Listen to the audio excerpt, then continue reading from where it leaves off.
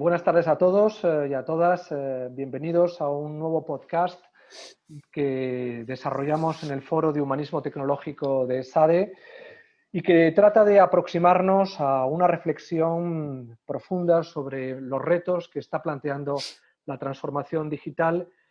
Ya lo planteaba antes de la pandemia y ahora está siendo acelerada esa experiencia cotidiana con la tecnología porque vivimos dentro de ella y nos estamos cada vez más sumergiendo en esa realidad. Soy José María Lasalle, director del foro, y hoy tenemos a nuestro compañero del foro, miembro del Consejo Asesor, Íñigo Navarro Mendizábal, decano de la Facultad de Derecho de ICADE, experto en Derecho Mercantil y una persona que en estos momentos está trabajando a fondo sobre cuestiones que tienen que ver con uno de esos temas que están muy de actualidad, que es los robots, que junto a los sistemas de inteligencia artificial pues están transformando nuestra sociedad y provocando toda una serie de cambios estructurales, culturales, sociales y económicos que cambian los paradigmas sobre los que hemos organizado nuestra vida hasta el momento.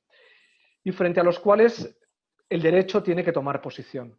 Y por eso está aquí nuestro querido Íñigo. Bueno, aparte de porque forma parte del proyecto del Foro de Humanismo Tecnológico de SADE, pero porque está reflexionando, pensando sobre esto y preparando un proyecto que en breve dará pie a un libro que seguro será extraordinariamente interesante. Así que, ¿por qué el derecho en estos momentos tiene que abordar de manera urgente una regulación sobre la robótica? Bueno, oye, en primer lugar, muchas gracias a ti como director de Alma, Cuerpo e Inteligencia Artificial y Natural, Física y Química del Foro de Humanismo Tecnológico, y muchas gracias a ESADE, Universidad Hermana de la universidad en la que me encuentro, que es ICADE, como alguno habrá reconocido por el fondo típico nuestro. Es una alegría estar aquí con vosotros. Y es una alegría poder hablar un poco sobre los robots, el derecho, la inteligencia artificial y todo el entramado, ¿no? ¿Por qué? Me preguntas, José María. ¿Por qué? Es que vivimos en la tecnología, vivimos dentro de la tecnología. Y generalmente hay una frase hecha que a mí no siempre me gusta y no siempre creo que sea verdad, que es esa de que el derecho siempre está por detrás de la realidad. Y no me gusta mucho porque el derecho no está por detrás de la realidad, el derecho es realidad. El derecho conforma en gran medida la realidad y conforma la realidad social, económica, política, etc. ¿Qué ocurre? Que ahora mismo vivimos una realidad tecnológica y el derecho tiene que vivir inmerso en esa realidad tecnológica. Y dentro de esa realidad tecnológica lo que tenemos que saber es dar respuestas a la realidad tecnológica en la que estamos. Con un problema aquí y ahora, y es que no existe una normativa ni nada que se le parezca que sirva para dar respuesta a los grandes retos que nos está planteando los robots, la inteligencia artificial y en general el mundo tecnológico. Estamos ahora mismo, no voy a decir sin defensas, pero estamos sin una respuesta adecuada. Entonces, ¿por qué? Yo creo que ahora mismo la reflexión en torno a lo tecnológico y en torno a la tecnología es algo que nos interpela a todas las ciencias. Todas las ciencias, algunas de las ciencias están creando la tecnología y otras tenemos que ser quienes generen el marco conceptual, generen el sitio donde esas tecnologías puedan desarrollarse. Y esa es mi labor y esa entiendo que es mi labor como jurista del siglo XXI. Entonces, por eso lo estoy ahora mismo desarrollando. Es evidente que el derecho tiene que hacer un esfuerzo de adaptación a los cambios que vive una sociedad, pero es verdad también que los robots ya han llegado y llegaron hace mucho tiempo y muchos más están en camino, ¿no? Lo que sucede es que en los últimos tiempos han salido de las cadenas de montaje y empiezan a circular por las carreteras, como sucede con los prototipos de coches o camiones autónomos. Ya están volando en espacios aéreos porque los drones nos acompañan, son experiencias que cada día son más habituales y están reemplazando a los electrodomésticos y están entrando de alguna manera en nuestras casas de una manera cotidiana. Pero, sin embargo, esa realidad que lleva escalando desde hace mucho tiempo, sin embargo, carece de una regulación específica en nuestro ordenamiento jurídico, ¿no? Hay una serie de recomendaciones que se han desarrollado en la Unión Europea, que han estado planteando ideas acerca de cómo gestionar esas 3Ds que en la terminología anglosajona marcan las posibilidades de los robots y que son las 3 tareas o adjetivos que empiezan por la D, el dull, tedioso, dirty, sucio y dangerous, peligroso, para definir un poco el entorno en el que se han venido desenvolviendo los robots, pero ya tienen años a sus espaldas y vienen de alguna manera marcando una tendencia de cambio en la economía, en la sociedad. Es verdad que el derecho siempre va mucho más retrasado que la realidad, tú lo comentabas antes, la realidad es esta. ¿Por dónde crees que debe orientarse una regulación de la robótica? ¿A través de normas especiales, un código específico? En fin. Ya, mira, fíjate, yo soy profesor de Derecho Civil, entonces te diría que realmente el reto que tenemos es desde Roma, es cumplir la tria iura precepta, que es el honeste vivere sum cuique tribuere et nemine ledere. Entonces tenemos que conseguir que con la tecnología pueda vivir honestamente, honeste vivere, debe vivir honestamente entre nosotros. La tecnología no puede apropiarse de lo que es nuestro, la tecnología no puede mancillar nada de lo que es la propia honestidad humana. Sum cuique tribuere, hay que dar a cada uno lo suyo, y la tecnología debe ayudarnos a dar a cada uno lo suyo, y debemos dar a la tecnología lo que es la tecnología y quitárselo también si fuera necesario. Y nemine ledere, no dañar. Entonces, la tecnología no puede dañar, no ha de servir para dañar. Teniendo en cuenta esto, hace falta efectivamente una normativa, pero hace falta una normativa que ha de ser necesariamente europea. Es decir, ahora mismo necesitamos una normativa que tenga carácter europeo. Es decir, esto es el típico ámbito en el cual no sería comprensible que hubiera una realidad segmentada jurídicamente, porque el mercado aquí, la economía aquí, los servicios en esta materia son claramente de carácter global y cuando menos europeo, con lo cual haría falta una normativa europea y que además sí que debería contemplar una serie de principios o una serie de características comunes que afectaran a toda la inteligencia artificial y a los robots. Es decir, sí que haría falta un código básico, al menos una ley general básica de robots o ley general básica de inteligencia artificial o como quisiera llamarse, pero haría falta una ley general básica, sin perjuicio de que después, evidentemente, habrá en 1000 sitios donde habrá que regular cosas de estas, porque no se pueden regular las sociedades mercantiles ahora mismo si no tenemos en cuenta que muchas sociedades mercantiles van a ser gestionadas y van a ser prácticamente, la vida suya va a ser un robot o una inteligencia artificial, porque es que todo se va a hacer a través de elementos de inteligencia artificial o muchas cosas. Es decir, sí que hace falta un código básico, en mi opinión, y tiene que tener un carácter europeo, no tanto por origen como por implantación, es decir, tiene que tener un carácter europeo. Y la ausencia de legislación o la ausencia de normativa clara nos lleva a una asistematicidad total y absoluta, porque estamos aplicando, por un lado, la responsabilidad civil del fabricante por productos defectuosos, que es algo que se puede aplicar desde un coche hasta una batidora. Estamos aplicando normativas completamente fuera de escala. Las estamos sacando de la escala para la que nacieron. Entonces, sí que hace falta una normativa con carácter europeo, una básica, sin prejuicio que después habrá que dar pinceladas en muchas otras normas en un futuro más cercano que lejano. O sea, que estás planteándote una reflexión que tendría un ámbito reglamentario dentro de la Unión Europea y que luego se trasvasaría al ámbito de los ordenamientos jurídicos. Sí. Quiero recordar que ya en el año 2017 precisamente hubo una resolución del Parlamento Europeo, sí, señor. Que dio pie a una serie de recomendaciones destinadas a la Comisión sobre Normas de Derecho Civil sobre la Robótica, donde se establecían un listado de líneas de trabajo que, sin embargo, luego, transcurridos ya 3 años, con la pandemia de por medio, no han dado pie a una regulación concreta, ¿no? Se hablaba de crear una agencia europea de robótica e inteligencia artificial, que no existe, elaborar un código ético voluntario, promulgar un conjunto de reglas de responsabilidad por daños. Este es un campo en el que tú además eres un experto y lo conoces bien. Crear un estatuto de persona electrónica, en fin, incluso un registro europeo de robots inteligentes. En fin, hay toda una serie de recomendaciones que, sin embargo, no se han traducido en una acción legislativa, sino...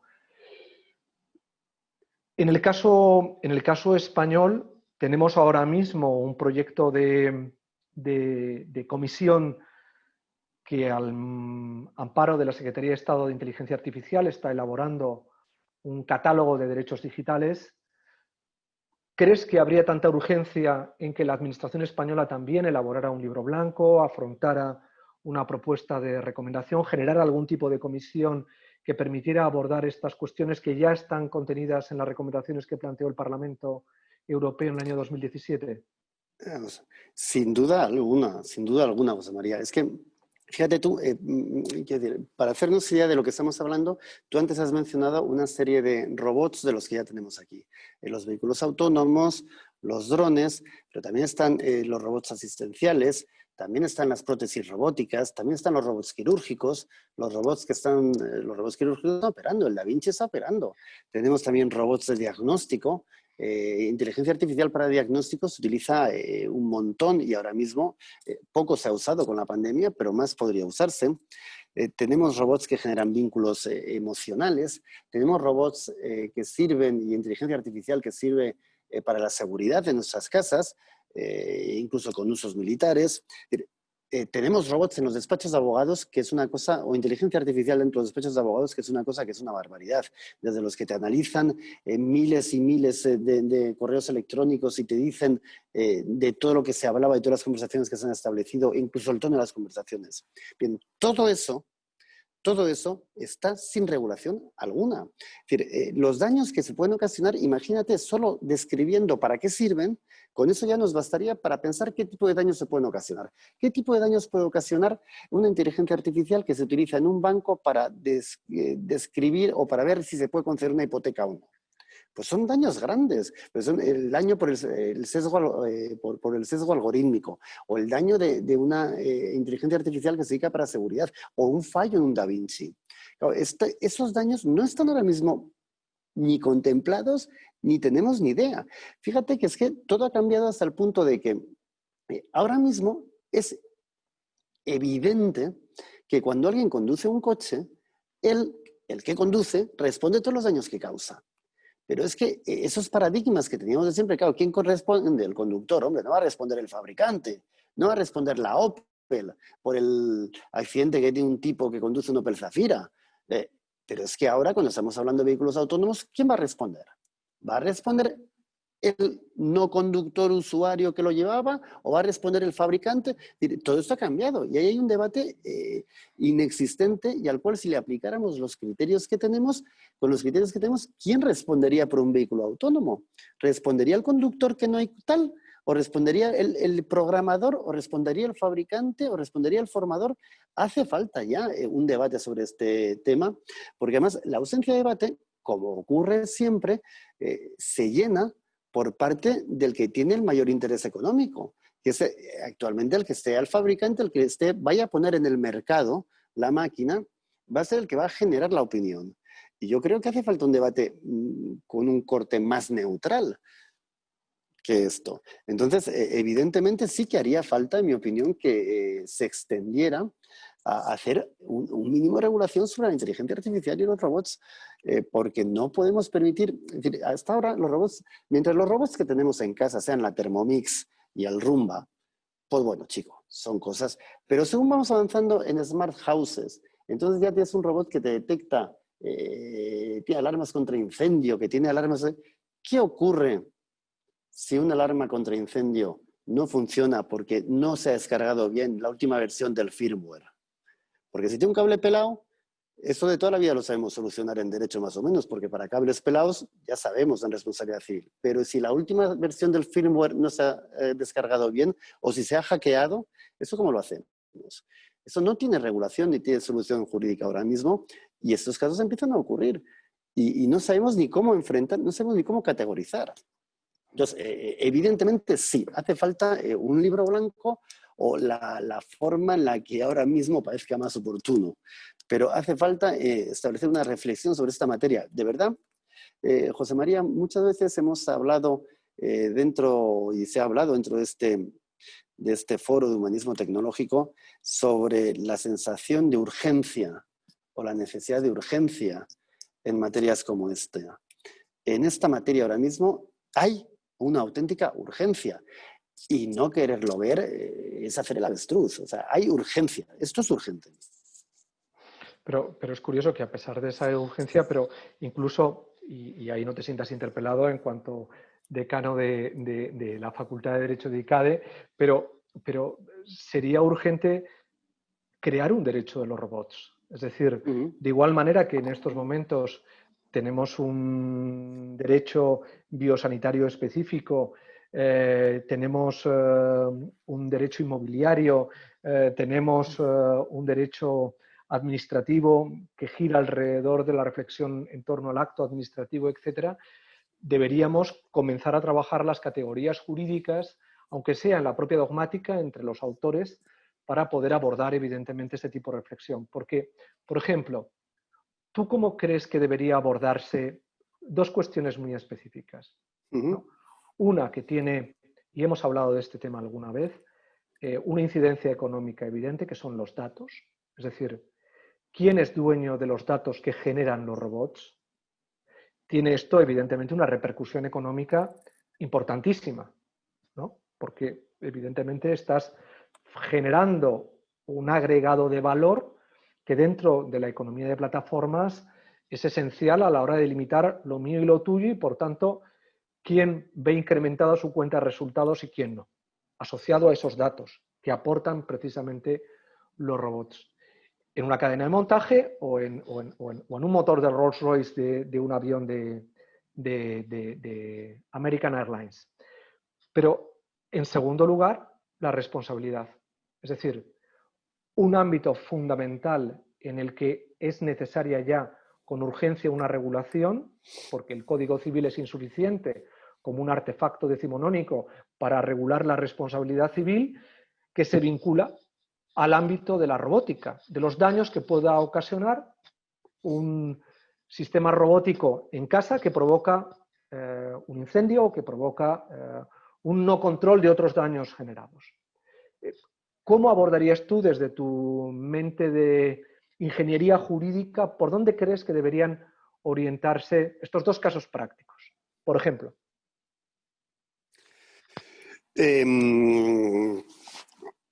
Esos dos casos prácticos, como dices tú, dices dos casos prácticos que fue una cosa menor. Dices, te voy a poner dos pequeños casos prácticos y tal aquí para que resuelvas. Son parte del meollo de la gran cuestión de que a las que nos vamos a enfrentar en este siglo XXI durante todavía unos cuantos años más. En las próximas décadas del XXI seguiremos trabajando en esta materia. Los datos. Los datos para los datos no sirven con claridad ni siquiera el lenguaje que normalmente utilizamos. Porque ser dueño de los datos, tener la propiedad de los datos, es que ser propietario de los datos, es que el mero carácter propietario, la propiedad, es que no describe en ningún caso lo que puedas tener respecto de un dato. Efectivamente, como muy bien dices tú, el valor del dato además es el valor del dato cuando se agrega otro dato. Es decir, que el dato en sí no tiene tanto interés como lo que es la agregación de los datos, pero la agregación de los datos se produce a través de datos particulares. Entonces, con los datos tenemos el asunto extremo en la privacidad. También es verdad que los datos dependen de qué tipo de datos. Es lo que hay que ir distinguiendo y es lo que yo creo que en datos realmente es donde se está produciendo, en lo que es protección de datos es donde se ha producido una mejor legislación respecto a todas las otras materias. Es decir, eso está razonablemente regulado a través del reglamento europeo y bueno, yo creo que se van alcanzando algo razonable. Es verdad que aquí, fíjate, y engarzo con la responsabilidad, aquí ocurre una cuestión, y es que Pero perdona, Íñigo, Dime, yo te preguntaba sobre todo sí. por los datos que generan las máquinas, es decir, los A los propios. datos que generan las máquinas, claro. Claro, los datos que generan las máquinas, el tema está que los datos que generan las máquinas, ¿quién explota? ¿Quién aprovecha los datos que generan las máquinas? Rara vez los datos que generan las máquinas los explota el consumidor, el usuario de ellos, los está explotando otra persona. Entonces, esos datos efectivamente tienen que estar, o sea, ahí tiene que, o sea, este es el dilema Facebook, o si quieres el dilema Waze. Es el que mi teléfono sabe a dónde mover yo en cuanto acabe esta conversación contigo y sabe perfectamente dónde estoy, a dónde voy, qué es lo que me gusta y porque me gusta Miles Davis y John Coltrane. Y esto lo sabe mi teléfono, igual que también lo sabrá el tuyo. No, todas estas cosas yo no lo exploto en absoluto, o sea, lo exploto de una manera muy menor, es decir, porque me ofrecen una reedición en vinilo que Miles Davis, pero que yo no lo exploto, se lo está explotando a alguien. Entonces, evidentemente, yo tengo que tener eh, una capacidad de veto, debería poder tener una capacidad de veto en ese tipo de datos, y también debería tener, ser capaz de obtener algún tipo de valor por el valor que de él se extrae. Es decir, algún tipo de algo por el valor que de él se Compensación. extrae. Es decir, es que esto está haciendo de libro un enriquecimiento sin causa.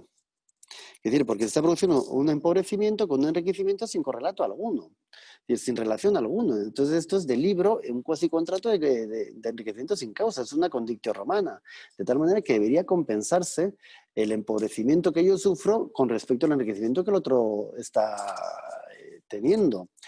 Yo creo que es la vía de irlo haciendo, porque habida cuenta que no hay un contrato claro, esto realmente es un enriquecimiento sin causa. Parte de la base de un empobrecimiento, un enriquecimiento en el cual hay una relación causal. Es decir, no es que yo se lo haya dado, porque yo no le he dado el dato, es que el dato me lo ha extraído de una u otra manera. Y además se han lucrado con él. Entonces, yo creo que esa sería la vía de entenderlo, desde un punto de vista de carácter patrimonial. Desde un punto de vista extrapatrimonial, desde un punto de vista moral, entraríamos dentro de la materia de la privacidad, que es la que yo creo que está mejor regulado.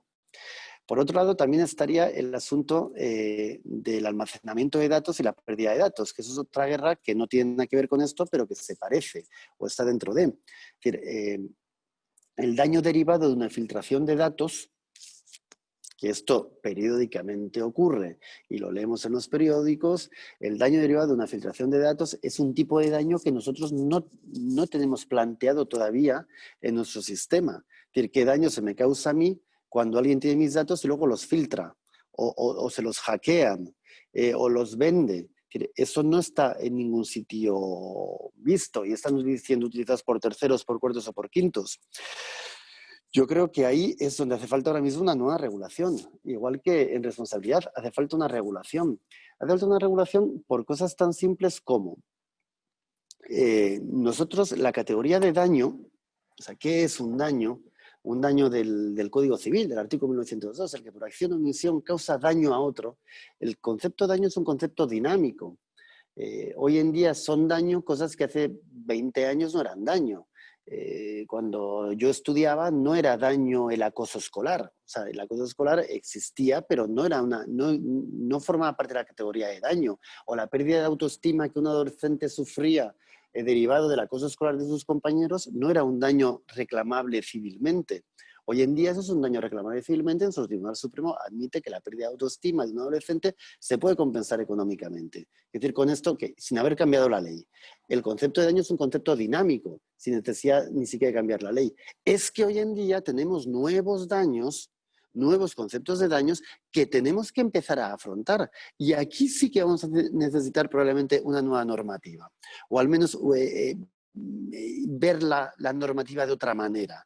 Y vamos a necesitar una nueva fuente doctrinal y jurisprudencial, vamos a necesitar, yo creo que nueva normativa, porque lo que te decía antes, el daño derivado del sesgo algorítmico, el daño por haber perdido los datos de una persona, los daños derivados de las violaciones de la privacidad, muchos de esos daños no están previstos en un esquema de responsabilidad. Entonces, en un esquema de responsabilidad no está previsto el daño. La causalidad clásica no hay manera de establecerla de manera correcta en el mundo de la inteligencia artificial. ¿Quién puede ser el responsable? Probablemente gravite en torno al fabricante del robot, el formador del robot, que los formadores de los robots además pueden ser front-end o back-end, pero vamos, el formador del robot y luego el consumidor del robot o el usuario del robot. Estas tres figuras, según en qué determinado caso, podrían ser los tres responsables uno u otro de manera independiente. Habrá supuestos en los cuales sean los tres o uno de ellos. Claro, esa normativa es la que nos hace falta, esos criterios son los que nos hacen falta, porque no, tenemos que clarificar quién puede ser responsable y cuáles van a ser los factores de atribución de responsabilidad. Es decir, el fabricante será responsable sí y solo sí cuando derivado de la fabricación del producto del robot haya un defecto de diseño o un defecto de producción. El formador será responsable sí y solo sí cuando no habiendo defecto de diseño ni defecto de producción, lo que haya habido es un machine learning mal gestionado o mal alimentado por parte del formador. El consumidor será responsable sí, solo, sí, estos factores de atribución con los sujetos responsables, que no son 1000, pero sí son 3 como mínimo, eso es lo que hace falta ahora mismo regular. Y hace falta regular de manera clara, porque el Código Civil evidentemente no sirve y la Directiva Europea de Fabricantes de Productos Defectuosos, por ejemplo, pues se queda muy corta, muy corta respecto de una realidad como son los robots que se caracterizan por tener inteligencia artificial y, como bien sabes tú, se caracterizan por aprender. Y es que tenemos que tener en cuenta que estamos generando máquinas que aprenden. Entonces, el hecho de que aprendan, decía en la resolución del Parlamento Europeo que mencionabas antes, que cuando lo leí por primera vez me llamó la atención, que decía que del hecho de que aprendieran se convertían en máquinas que improvisaban y máquinas menos obedientes. Y decía yo, pensaba yo como en una versión filosófica, ¡joder, qué cosa más bonita!, ¿no? Como aprendes, te conviertes en una persona que improvisas más y que eres menos obediente. Claro, esto es muy bonito cuando nos pasa a ti y a mí. En las máquinas es más complejo. Es más complejo. Entonces, de datos creo que, bueno, te he dicho un poco lo que pensaba. No, Y me has de responsabilidad. planteado, bueno, no quería plantearte un examen, porque viendo el aula alguien podría sentir la tentación de decir, voy a aprovechar y voy a examinar al decano de la Facultad de Derecho y Para cada cargármelo, además. en su medio, además. No, vamos a ver.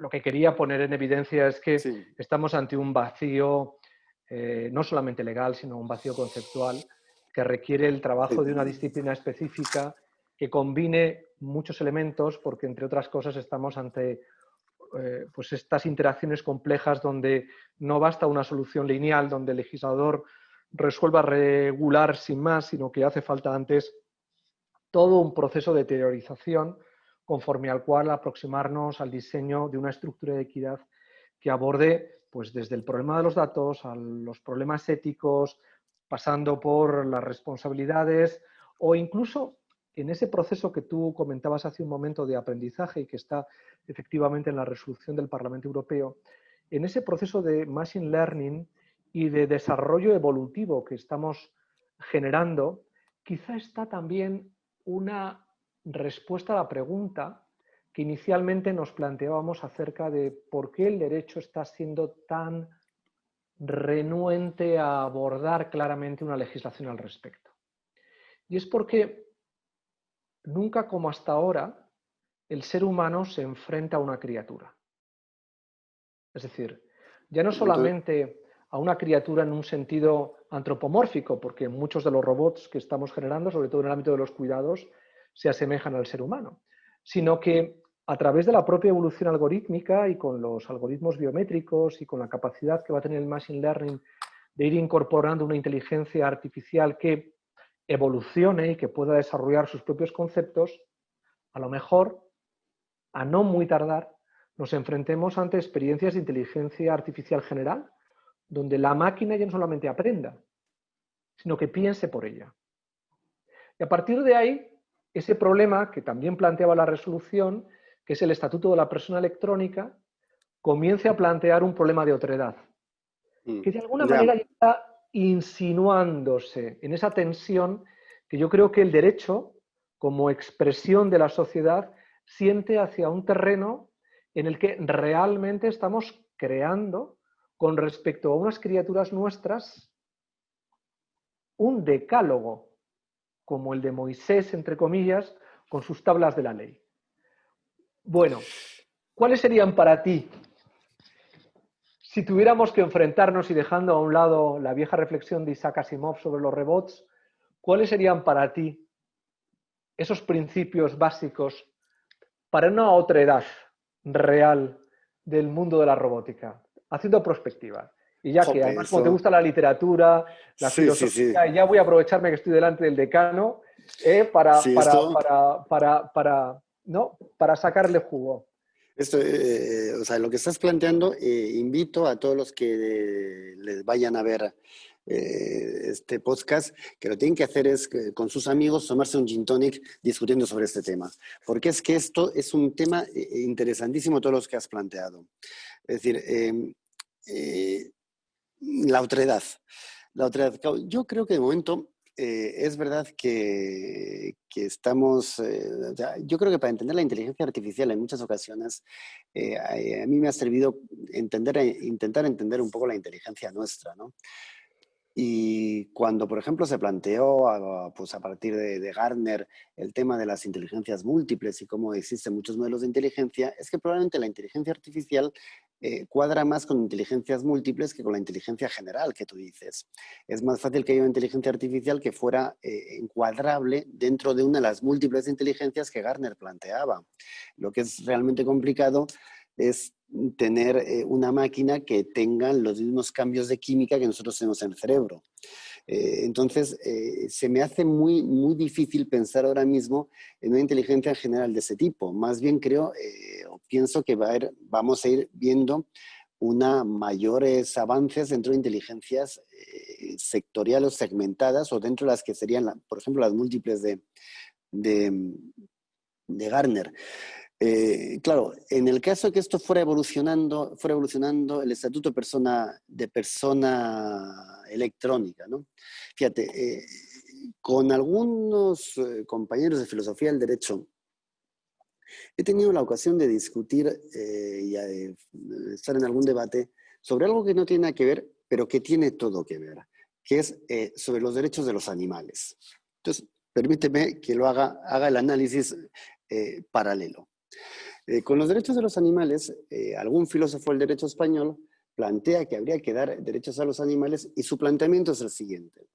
Los animales son seres sintientes, o sea, sienten, y entonces causar un dolor a algo que siente, hombre, pues es una cuestión fea, moralmente reprobable porque estás causando un dolor a alguien que siente. Pero dicen aún más, no solo es que sientan, es que son seres autónomos, un centro de imputación de sentimientos y probablemente también tenga una cierta estructura, llegan a decir, una cierta estructura moral, que esto ya me parece sorprendente. Pero en torno a esa idea del sentimiento, seres que sienten, etcétera, es en torno a lo que hacen gravitar la idea de crear unos derechos de los animales, que hoy en día pues, tiene múltiples defensores. Pero fíjate, con los robots no estamos hablando de seres que sientan, estamos hablando de otra idea diferente, estamos hablando de seres cada vez más autónomos. Y de esa autonomía se pretende derivar que exista algún tipo de personalidad.